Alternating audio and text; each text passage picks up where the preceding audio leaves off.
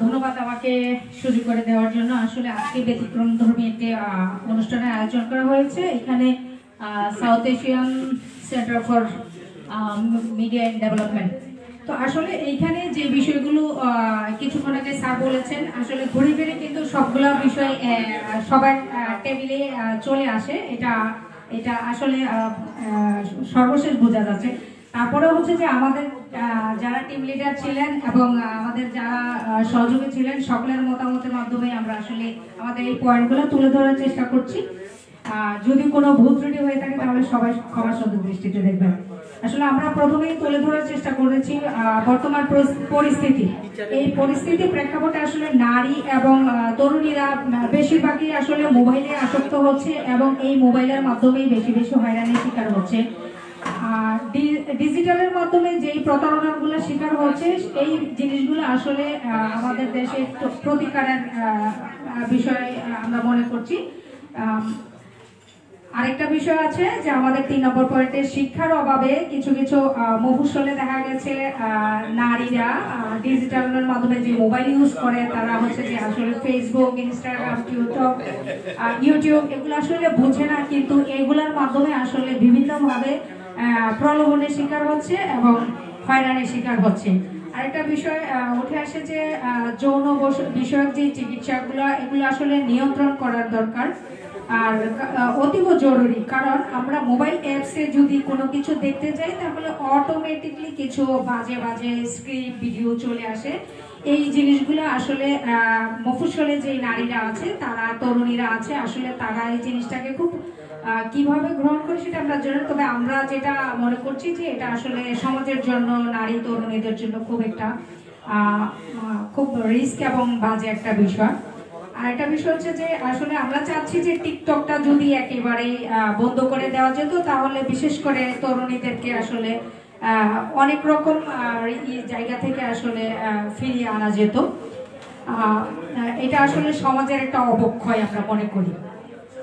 আর আমাদের 2 নম্বরে যেটা এসেছে সেটা হচ্ছে যে নলেজ অ্যান্ড স্কিল। আমাদের সিনিয়র একজন ছিল, উনি আসলে চলে গিয়েছে, উনি কিছু মতামত দিয়ে গিয়েছেন আমাদের সাথেই। সেটা হচ্ছে যে মোবাইল সহ ফেসবুক অন্যান্য ডিজিটাল ডিভাইস কিভাবে ব্যবহার করে তার জ্ঞানের অভাব কিন্তু আমাদের বাংলাদেশে বেশ সেটা দেখা যাচ্ছে। কিছু কিছু ক্ষেত্রে সত্য মিথ্যা বোঝার কোনো উপায় থাকে না। কিছু যেমন আমরা এক্সাম্পল হিসেবে যদি বলতে যাই তাহলে যেমন ধরেন আমরা ফেসবুকে কিছু ফেক আইডি থাকে, ইনস্টাগ্রাম, ইউটিউবে কিছু ফেক আইডি থাকে। আসলে এই জায়গাগুলোতে যদি কিছু সংশোধনী বা সঠিক নিয়মের তথ্য প্রয়োগ করা যায়, এই যে শিক্ষার যে প্রভাবটা, নৈতিক শিক্ষার যে অবক্ষয়টা, এই জিনিসগুলোকে আসলে উপলব্ধি করার আমরা যারা আছি আমাদের সমাজের আমাদের গুণীজনরা আছেন তারা আসলে এই জিনিসটা বুঝলেও কিন্তু আমাদের সমাজের যে জায়গাগুলো আছে কিছু মফস্বলের যারা আছে তারা আসলে এই জিনিসগুলো বুঝতে পারেন না।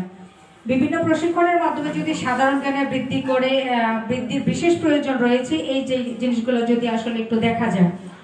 আর প্রাতিষ্ঠানিক শিক্ষার পাশাপাশি স্কুল, কলেজ, ভার্সিটির মাধ্যমে যে ডিজিটালাইজেশন এর কার্যক্রমগুলো যদি একটু নেগেটিভ পজিটিভ বোঝার কোনো থাকে, সেই কৌশলগুলো যদি আসলে বিভিন্ন মাধ্যমে প্রচার করা যায় সেটা আসলে স্কুল, কলেজ, ছাত্রছাত্রী এবং তরুণীদের নলেজ বৃদ্ধি করবে। আরেকটা আছে need and challenge. Digital device আসলে সবগুলো বিষয় আসলে ডিজিটাল ডিভাইসের মাধ্যমে চলে আসে। ডিজিটাল ডিভাইস ঝুঁকি কমাবে স্কুল, কলেজের, ইউনিভার্সিটির ছাত্রছাত্রীদের জন্য। তথ্য অধিকার আইনের মাধ্যমে সকল প্রকার ডিজিটাল ঝুঁকিগুলো আসলে উদ্বুদ্ধ করে বেশি। সবাই আসলে ডিজিটালের মাধ্যমে যে রিলস আসে, ভিডিও আসে, ওই জিনিসগুলোকে খুব বেশি উপভোগ করে, কিন্তু আসলে এই জিনিসগুলো থেকে তারা আসলে অনেক ক্ষতির সম্মুখীন হয়। প্রযুক্তির সহজলভ্যতার অভাব রয়েছে আমাদের দেশে। আমাদের সকলের জীবনের অপ্রত্যাশিত প্রকৃতির জন্য প্রস্তুত করা অতি প্রয়োজন, কারণ যে জিনিসগুলো আসলে আমরা প্রত্যাশা করি না সেই জিনিসগুলোকে আমাদের একটু বেশি ফেস করতে হচ্ছে। Risk and security. Risk and সিকিউরিটিতে রয়েছে যে আসলে আমাদের দেশে বাল্য বিবাহের প্রবণতাটা খুব বেশি এখনো চলমান অবস্থায় রয়েছে। এই জিনিসগুলো আসলে প্রতিকার করা অতীব জরুরি। আরেকটা বিষয় রয়েছে, আমরা যতই ডিজিটালাইজ হচ্ছি না কেন আমাদের দেশের ধর্ষণের মাত্রা কিন্তু দিন দিন বৃদ্ধি পেয়ে যাচ্ছে। আসলে এই জিনিসগুলো প্রতিকারের যদি কোনো থাকে সেই জিনিসগুলো আসলে করা অতীব জরুরি। বাংলাদেশের সাইবার নিরাপত্তা এবং আইনকে শক্তিশালী করার জন্য আরো আইন প্রয়োগ জিনিসগুলো প্রক্রিয়াধীন অবস্থায় বৃদ্ধি করতে হবে এবং এই জিনিসগুলোকে কার্যকরী অবস্থায় নিয়ে আসতে হবে। এই জিনিসগুলো আমরা প্রয়োজন মনে করি। অপ্রাপ্ত বয়সের শিশুদের হাতে, নারী তরুণীদের হাতে প্রযুক্তির যে বিধিনিষেধ রয়েছে, এই বিধিনিষেধগুলো যেন কার্যকর করা হয়। কারণ আমরা হচ্ছে যে অপ্রাপ্ত বয়সের যে শিশুরা রয়েছে তারা আসলে স্কুল কলেজ ভার্সিটিতেও কিন্তু এখন মোবাইল নিয়ে যাচ্ছে। এই জিনিসগুলোর কারণে কিন্তু তাদের আসলে এই প্রযুক্তির কারণে কিন্তু আসলে তারা আরো বেশি খারাপ হচ্ছে। আর আমরা আসলে স্টোরি অফ কমিউনিটিতে আসলে আমরা জাস্ট 2-3টা উদাহরণ দেওয়ার চেষ্টা করেছি। যে সেটা হচ্ছে যেমন আমাদের সমাজ ডিজিটালের মাধ্যমে নারী ও তরুণীদের সহিংসতার ঘটনাগুলো খুব ভয়াবহ ভাবে ঘটছে। আমাদের সমাজে প্রতিটা জেলা, প্রতিটা অঞ্চলে কিন্তু এরকম ঘটনা ঘটে যাচ্ছে। যেমন আমাদের কুমিল্লাতে যদিও আমরা বলতে চাই যে আসলে অসংখ্য ঘটনা রয়েছে, কিন্তু চাঞ্চল্যকর 3-4টা ঘটনা রয়েছে। যেমন আমাদের তনু হত্যা, সেই কুমিল্লা ভিক্টোরিয়া কলেজের একটা স্টুডেন্ট ছিল, সে কিন্তু আসলে খুব জঘন্যতম একটা ঘটনার শিকার হয়েছে।